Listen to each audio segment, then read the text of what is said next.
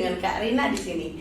Nah, kalian sebelumnya udah belajar kan tentang yang namanya pendekatan, kemudian prinsip geografi, dan sekarang kita lanjut lagi nih tentang hakikat geografi, yaitu konsep geografi. Nah, gimana sih sebenarnya konsep geografi, kemudian ada aspek geografi? Nah, yuk kita mulai.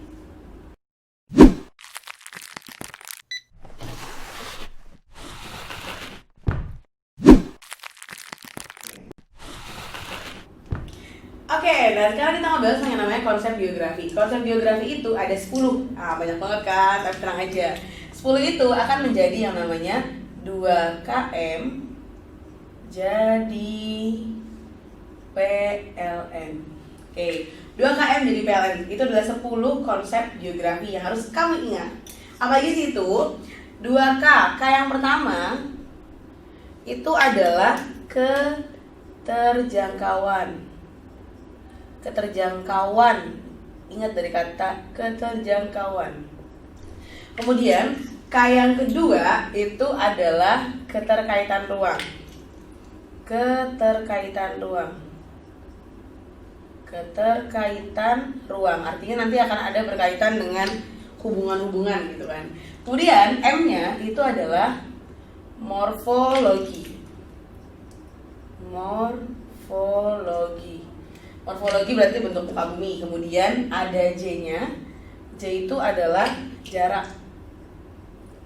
Dan ada yang namanya A. A itu adalah aglomerasi. Aglomerasi. Kemudian ada D. D-nya itu adalah diferensiasi area. Coba dari namanya kan diferensiasi, berarti dia ada dua perbedaan ya. Diferensiasi area. Selanjutnya ada yang namanya I.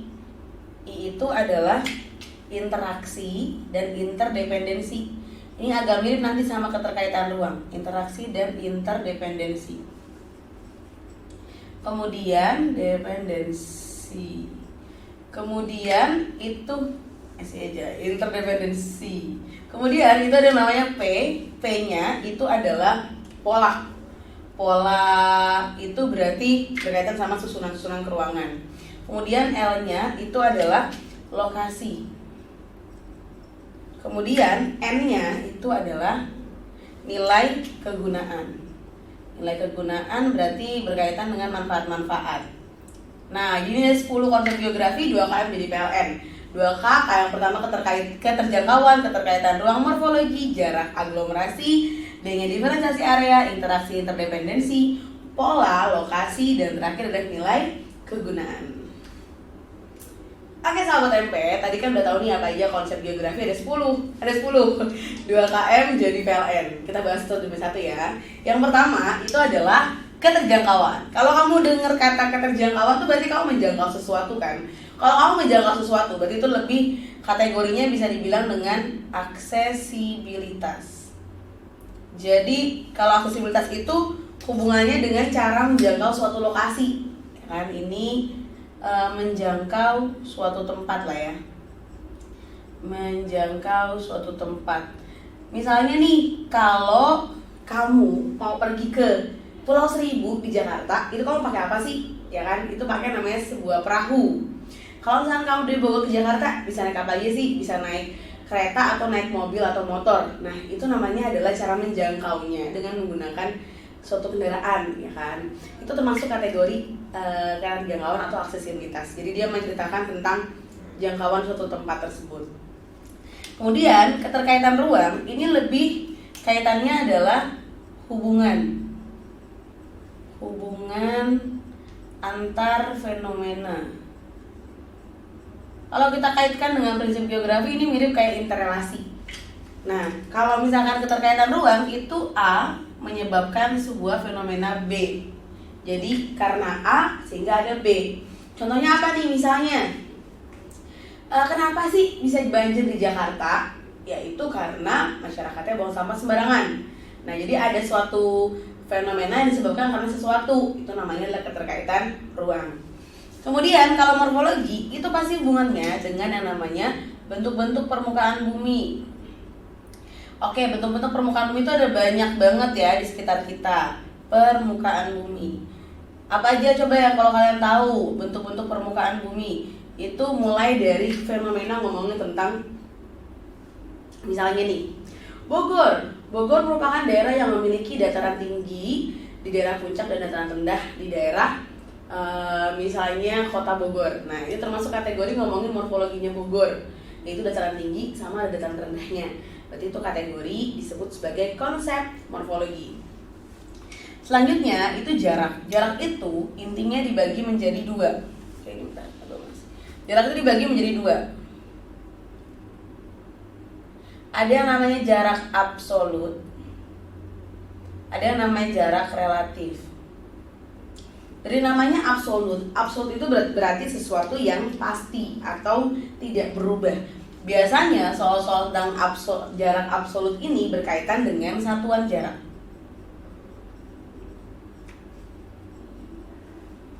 Satuan jarak biasanya tuh bisa kilometer atau meter ya, tergantung nanti soalnya. Sedangkan kalau relatif, karena dia relatif itu artinya kan mudah berubah. Ini dia mudah berubah tergantung kondisi kan. Makanya biasanya kalau jaraknya jarak relatif itu dikaitkan dengan yang namanya ini suatu satuan waktu bisa. Apa sih bedanya? Misalnya nih, Bogor Jakarta ditempuh dengan jarak 60 km. Berarti itu adalah jarak absolut karena ada kata-kata kilometer, itu pasti. Nggak peduli macet atau gimana, jaraknya pokoknya Bogor Jakarta 60 km aja. Tapi kalau misalkan jarak relatif itu tergantung dengan kondisinya. Contoh, sering kan kamu dengar orang-orang bilang Bogor Jakarta ditempuh dalam waktu 2 jam menggunakan kendaraan bermotor. Nah berarti itu ada namanya 2 jam itu adalah satuan waktu. 2 jam itu bisa lebih lama kalau kondisi macet, bisa lebih cepat kalau kondisi lancar. Oke, jadi itu adalah pendekatan biografi, konsep biografi yang berkaitan dengan sebuah jarak. Selanjutnya yang terakhir ada yang namanya A. A itu adalah aglomerasi. Soal-soal yang berkaitan dengan aglomerasi adalah soal-soal yang berkaitan dengan pemusatan sebuah aktivitas. Pemusatan sebuah aktivitas. Coba kalian pikir apa sih sebenarnya pemusatan sebuah aktivitas? Apa yo pemusatan sebuah aktivitas. Misalnya nih, kawasan industri Indonesia terpusat di daerah Cikarang. Nah, berarti itu ngomongin nih pengelompokan suatu lokasi industri ada di Cikarang. Atau misalnya, jika universitas yang baik dan berkualitas itu banyak terdapat di daerah tajur. Nah, itu kan ngomongin namanya pemusatan sebuah tas ada di daerah tajur. Oke, jadi itu adalah soal-soal yang berkaitan dengan konsep aglomerasi. Oke, tadi kan udah ngebahas nih tentang yang namanya 5 konsep biografi. Sekarang lanjutannya ya, ada yang namanya tadi kan D, diferensiasi area. Ini berkaitan dengan karakteristik, tapi karakteristiknya itu harus 2 wilayah. Karakteristiknya itu 2 wilayah, jadi seperti membandingkan 2 hal yang berbeda. Misalnya kayak gini, di Lembang merupakan daerah yang memiliki produksi sayur yang sangat tinggi. Sedangkan Jakarta merupakan wilayah yang memiliki produksi makanan siap saji yang lebih tinggi, misalnya gitu. Nah, itu kan berarti berkaitan sama wilayah Lembang sama Jakarta yang punya karakteristik masing-masing. Bisa juga Bogor merupakan kota hujan, sedangkan Jakarta adalah kota metropolitan. Itu kan 2 aspek yang berbeda juga tuh. Jadi ngomongin tentang karakteristik wilayah. Itu berarti dia cirinya diferensiasi area. Tapi kalau dia ngomongin 2 wilayah yang berkaitan satu sama lain, itu berarti dia masuk interaksi interdependensi. Ini ketergantungan 2 wilayah. Jadi bisa bedain ya. Kalau diferensiasi area, kamu cuma ngejelasin aja tanpa ada keterkaitan. Tapi kalau dia interaksi interdependensi, itu ada ketergantungan 2 wilayah. Jadi kakak bisa bilang A menyebabkan B dan B berdampak ke si A. Misalnya di sini kategorinya, Cianjur menyediakan produksi beras yang tinggi yang disuplai ke Jakarta, dan Jakarta menyuplai pakaian serta barang-barang jadi ke Cianjur. Itu ada ketergantungan tuh. Kalau misalkan Jakarta nggak disuplai dari Cianjur, berasnya itu dari mana? Karena kan di Jakarta nggak ada yang namanya kayak sawah-sawah gitu kan untuk menghasilkan padi. Nah, itu berarti kategori ketergantungan 2 wilayah.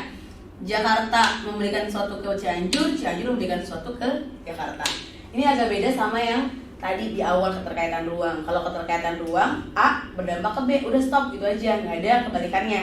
Tapi kalau interaksi interdependensi ada ketergantungannya. Kemudian kalau dia pola itu ngomongin tentang susunan keruangan.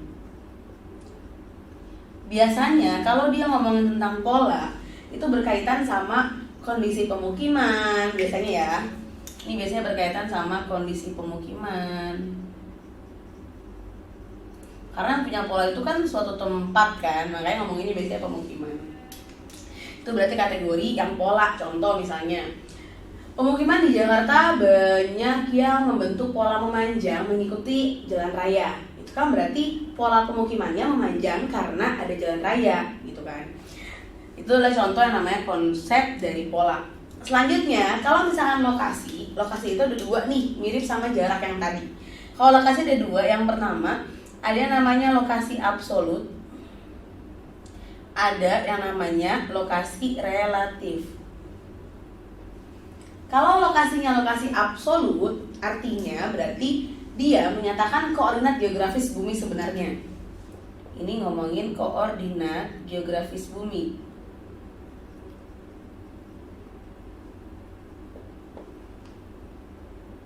Oke. Sedangkan kalau dia adalah suatu lokasi yang relatif, dia nggak ngomongin koordinat geografis bumi nih, tapi dia ngomonginnya kaitannya lokasi tersebut dengan lokasi sekitarnya.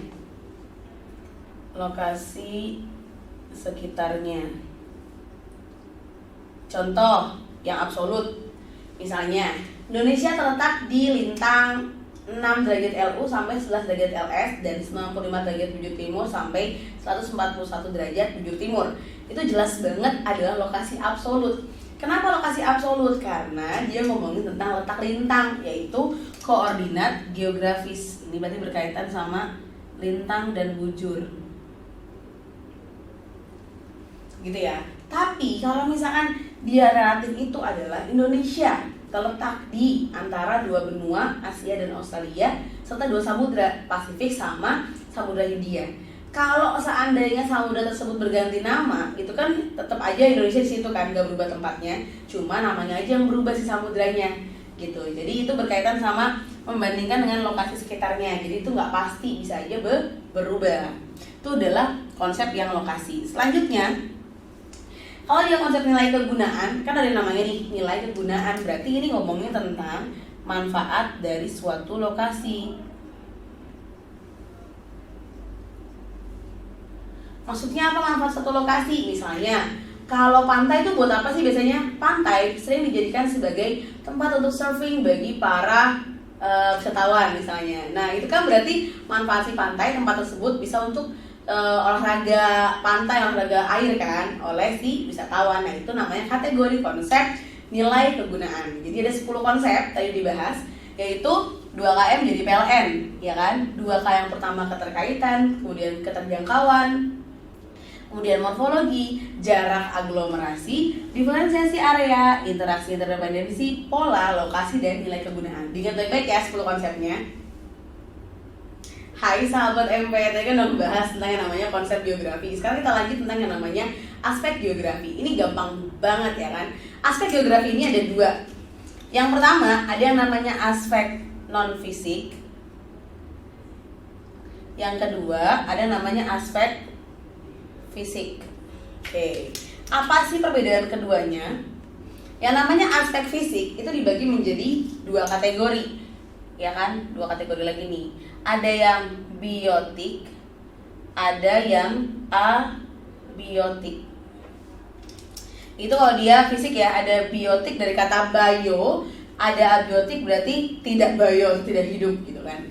Tapi kalau non fisik itu nggak dibagi-bagi. Nah, non fisik ini kakak jelasin dari non fisik dulu ya. Non fisik ini berkaitan sama segala sesuatu yang hubungannya dengan manusia. Misalnya, bukan misalnya sih, contohnya itu adalah budaya. Jadi kalau kamu ngomongin tentang budaya itu berarti dia aspek fisik. Kamu ngomongin tentang yang namanya sebuah politik, non fisik menurut kakak. Politik, ngomongin tentang yang namanya sosial, ngomongin tentang yang namanya ekonomi. Itu semua berarti berkaitan dengan aspek non fisik. Misalnya, transmigrasi terjadi di Indonesia untuk mengurangi kepadatan penduduk di daerah Jakarta. Transmigrasi itu adalah contoh yang terjadi di manusia. Dan transmigrasi masuk kategori yang sosial, ya kan, atau politik juga bisa. Berarti itu kategorinya dia aspek geografi, yaitu termasuk non fisik. Kenapa perlu dibahas non fisik? Karena di geografi bukan hanya membahas tentang yang namanya makhluk yang mati, tapi juga manusia, masuk kategori yang namanya antroposfer, sehingga ada butuh pembahasan tentang aspek non fisik yang termasuk kategori geografi ini. Nah, selanjutnya ada aspek fisik. Inilah yang benar-benar ibarat kata tuh geografinya banget gitu kan, karena benar-benar geografi. Kalau aspek yang fisik yang biotik itu berarti bio, dia makhluk hidup kan. Makhluk hidup itu berarti contohnya ada di lapisan biosfer namanya, itu ada yang namanya tumbuhan, kemudian berkaitan dengan hewan. Itu berarti dia masuk kategori yang fisik yang biotik. Misalnya ngomongin persebaran komodo, itu merupakan hewan yang terdapat di Nusa Tenggara dan merupakan hewan endemik Indonesia. Itu berarti kategori aspek yang fisik. Atau ngomongin nih bagian barat Indonesia, yaitu Pulau Sumatera, Kalimantan, dan Papua bagian selatan, didominasi oleh tanaman hutan hujan tropis. Itu contoh aspek fisik juga yang masuknya ke biotik. Kalau aspek yang fisik yang abiotik berarti yang mati-mati gitu kan. Apa aja sih yang mati? Ya jelas dong, tanah, kemudian air, batuan, itu adalah masuk aspek abiotik gitu ya. Jadi aspek geografi ada dua, fisik dan non fisik. Kalau fisik berkaitan dengan geografi banget, ada biotik sama abiotik. Kalau non fisik dia berkaitan dengan kondisi manusia atau aktivitas manusia. Oke, diingat baik-baik aspek fisik aspek geografinya ya. Oke sahabat MP, kita lanjut lagi. Sekarang kita membahas tentang namanya objek geografi. Objek geografi itu ada dua. Jangan sampai kebalik sama aspek geografi ya. Objek geografi itu yang pertama ada yang namanya objek material. Material, ada yang bilang juga material, itu intinya sama aja. Kemudian ada yang namanya objek